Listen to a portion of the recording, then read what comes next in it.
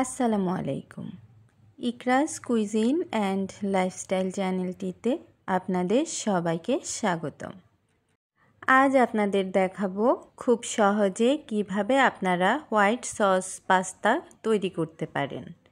White sauce পাস্তাকে আমরা creamy pasta বা cheesy পাস্তাও বলতে পারি। চলুন শুরু করি। শুরুতেই আমি একটু পানি গরমে বসিয়ে দিয়েছিলাম। পানি গরম হতে হতে এখানে আমি 3 টুকরো রান্না করা মুরগির মাংস নিয়ে নিয়েছিলাম। যেহেতু রান্না করা মুরগিতে একটা রান্নার স্মেল থাকে, তাই আমি মুরগিটি হালকাভাবে ধুয়ে নিয়েছিলাম। তারপর মাংসগুলো একটু গোটা গোটা রেখে ছাড়িয়ে নিচ্ছি।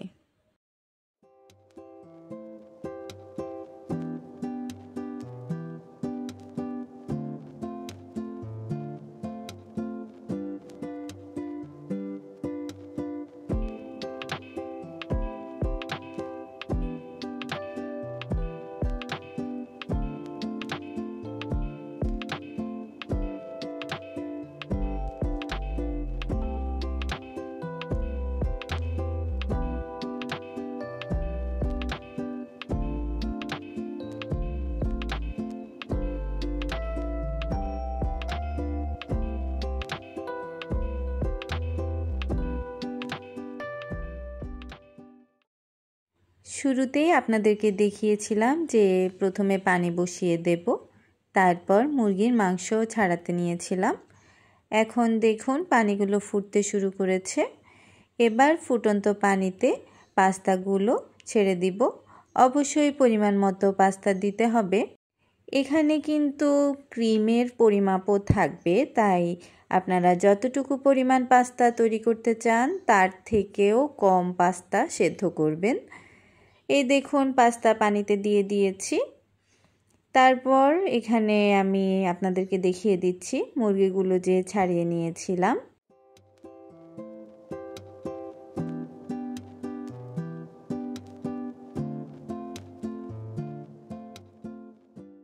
এই পর্যায়ে এসে আমি পাস্তার মধ্যে কিছুটা সয়াবিন তেল দিয়ে নিচ্ছি। এখানে প্রায় 2 টেবিল চামচের মতো সয়াবিন তেল আমি দিয়ে নিয়েছি, আর একটু কম দিলেও চলবে। এই সয়াবিন তেলটি দেওয়ার কারণ হচ্ছে তেল দিলে পাস্তাগুলো একটি আরেকটির সাথে আঠালোভাবে লেগে যাবে না, এগুলো একটু ঝরঝরে হবে, তাই তেল দেওয়াটা আবশ্যক।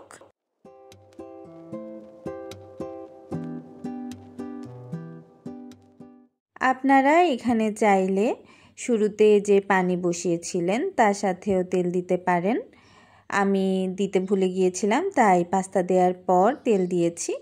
এরপর দেখুন আমি এখানে হাত দিয়ে একটু চেপে দেখছিলাম পাস্তাগুলো ভালোভাবে সেদ্ধ হয়েছে কিনা। মোটামুটি 90% সেদ্ধ হলেই আপনারা নামিয়ে নেবেন। তারপর একটি ঝাঁঝরি দিয়ে পাস্তার পানিগুলো ঝেড়ে নিব, আর ঠান্ডা পানি দিয়ে পাস্তাগুলো সুন্দরভাবে ধুয়ে নিতে হবে। এই তো আমি ঠান্ডা পানি ছেড়ে দিয়েছি। এবার পাস্তাগুলো সুন্দরভাবে ধুয়ে নিচ্ছিলাম, না হলে কিন্তু আটার মতো আঠালো হয়ে পাস্তাগুলো একটি আরেকটির সাথে লেগে যাবে।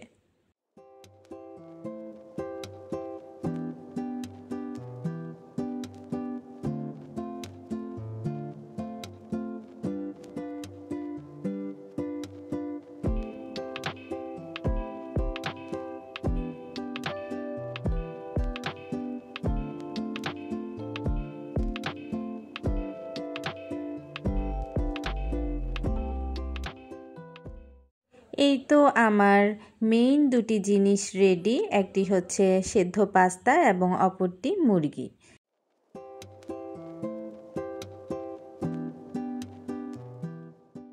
এই রেসিপিতে চিলি ফ্লেক্সের প্রয়োজন হয়।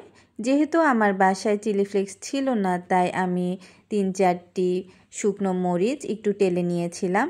তারপর দেখুন শুকনো মরিচটিকে আমি আমার হাতের সাহায্যে চিলি ফ্লেক্স তৈরি করে নিচ্ছি। আপনারা চাইলে ব্লেন্ডার মেশিনেও করতে পারেন। আমি যেহেতু 2-3টি করেছি, তাই আর ব্লেন্ডার মেশিনে করিনি। আর আপনারা ভাবতে পারেন যে আমি পলিথিন কেন হাতে লাগিয়েছি, আসলে হাত জ্বলতে থাকে তাই পলিথিন দিয়ে করা। আপনাদের যাদের হাতে সমস্যা হয় তারাও এভাবে করতে পারেন।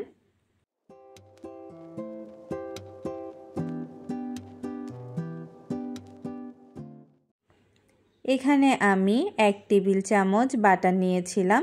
যখন বাটারগুলো হালকা গলে এসেছে তার মধ্যে কিছুটা রসুন কুচি, পেঁয়াজ কুচি, চিলি ফ্লেক্স আর প্রায় 2.5 থেকে 3 টেবিল চামচের মতো টমেটো সস দিয়ে নিয়েছিলাম। এখানে আমি রাঁধুনির যে টমেটো সস আছে সেটি ব্যবহার করেছি। আপনারা চাইলে ঘরে তৈরি টমেটো সসও ব্যবহার করতে পারেন। তারপর এগুলো একটু নেড়েচেড়ে নিয়েছিলাম। তার মধ্যে কিছুটা পরিমাণ গোলমরিচের গুঁড়ো দিয়েছি আর একটু অরিগ্যানো পাউডার দিয়েছি, প্রায় 1 চিমটির মতো। বেশি দিইনি কারণ আমি পরে আর কিছু ব্যবহার করব। এরপর এগুলো আমি আবারও ভালোভাবে নেড়ে নিয়েছিলাম। তারপর সামান্য পরিমাণ লবণ দিয়েছি। এগুলো সব যখন ভালোভাবে মিশে গিয়েছে আর পেঁয়াজগুলো একটু নরম হয়ে এসেছে, তখন আমি শুরুতেই যেই মুরগিগুলো ছাড়িয়ে নিয়েছিলাম সেগুলো দিয়ে দিয়েছি। এবার এগুলো ভালোভাবে হয়ে গেলে আমি নামিয়ে নেব। আমার প্রথম কাজ কিন্তু শেষ। এরপর আর ছোট্ট কাজ, তেমন কঠিন কিছু না, দেখতে সাথেই থাকুন।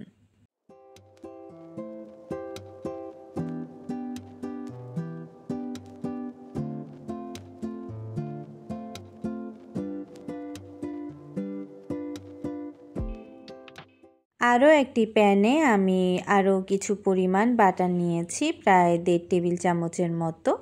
তার মধ্যে 2.5 থেকে 3 টেবিল চামচের মতো ময়দা দিয়ে একটু ভালোভাবে নেড়েচেড়ে নিয়েছিলাম যাতে পুড়ে না যায়। অল্প আঁচে করবেন।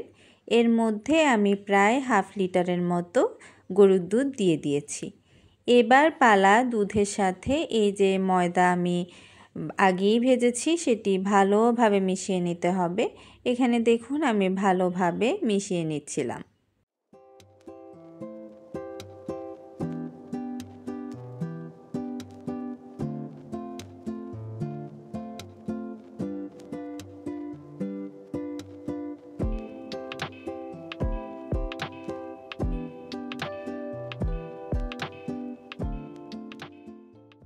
এখানে দুধের সাথে কিছু পরিমাণ চিলি ফ্লেক্স আমি দিয়ে দিয়েছি যাতে হালকা একটু ঝাল হয়। তার সাথে আমি 2 পিস স্যান্ডউইচ স্লাইস যে চিজ আছে সেটি দিয়ে দিয়েছি। আপনারা চাইলে মোজারেলা চিজও ব্যবহার করতে পারেন। এই চিজটি একটু টকটক এবং মোজারেলা চিজ একটু মিষ্টি মিষ্টি হয়ে থাকে।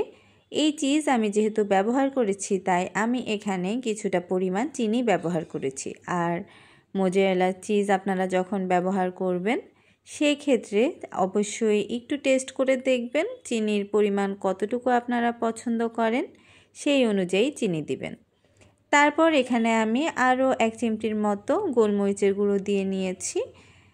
আর শেষে এখানে আগে যে সসটি তৈরি করে নিয়েছিলাম মুরগির মাংস সহ সেটি আমি দিয়ে দিয়েছি।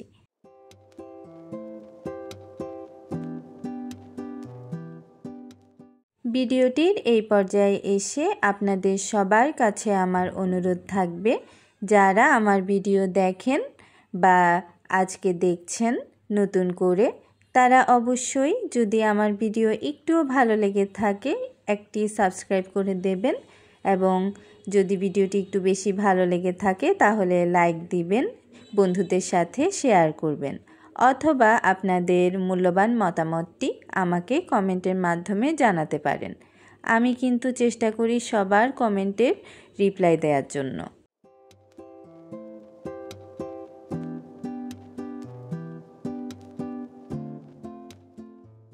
সবগুলো উপকরণ ভালোভাবে একটু রান্না হয়ে যাওয়ার পর আমি এখানে সেদ্ধ করে রাখা পাস্তা দিয়ে দিয়েছি।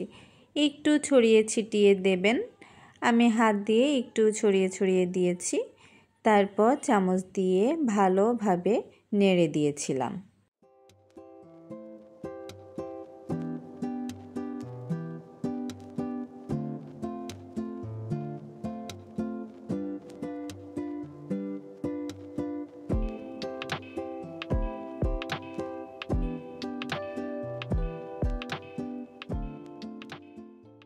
রান্নার এই পর্যায়ে এসে আমি পাস্তাগুলোর সাথে আবারও কিছুটা পরিমাণ অরিগ্যানো পাউডার এবং কিছুটা চিলি ফ্লেক্স আর কিছুটা গোলমরিচের গুঁড়ো দিয়ে দেব। তারপর এগুলো হালকাভাবে মিশিয়ে নেব।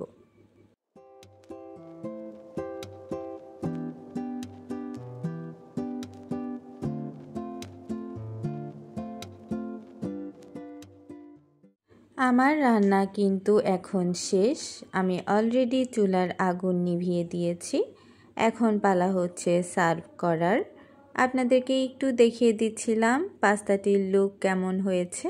খেতে কিন্তু অনেক সুস্বাদু হয়েছে।